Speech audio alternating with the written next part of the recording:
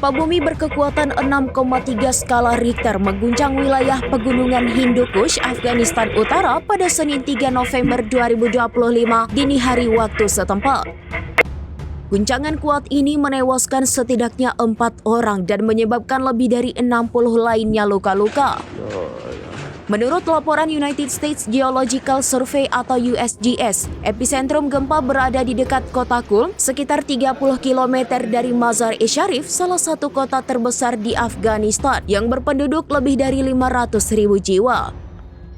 Gempa tersebut terjadi di kedalaman sekitar 28 km yang menyebabkan getaran terasa hingga ke beberapa provinsi di bagian utara dan timur negara itu. Badan Penanggulangan Bencana Nasional Afghanistan menyebutkan tim penyelamat telah dikerahkan ke lokasi-lokasi terdampak untuk mengevakuasi korban dan menilai kerusakan bangunan.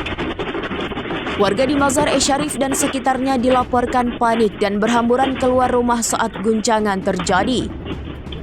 Beberapa video yang beredar di media sosial menunjukkan dinding retak dan puing bangunan berjatuhan di sejumlah permukiman.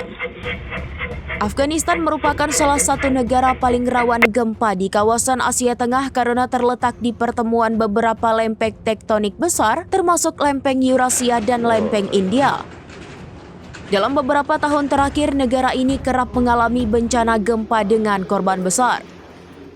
Pada Agustus lalu, lebih dari 1.000 orang dilaporkan tewas akibat gempa serupa. Sementara pada 31 Agustus 2025, gempa berkekuatan 6 skala Richter di Afghanistan Timur dekat perbatasan Pakistan menewaskan lebih dari 2.200 orang. Gempa besar lainnya terjadi pada Oktober 2023 dengan kekuatan yang sama, 6,3 skala Richter yang disertai gempa susulan kuat dan menewaskan sedikitnya 4.000 orang menurut data pemerintah Taliban.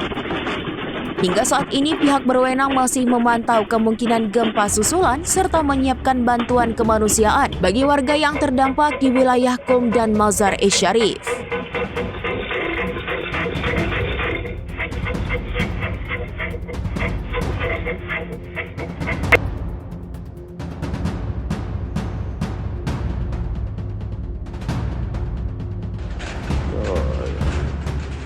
Download Tribun X sekarang, menghadirkan lokal menjadi Indonesia.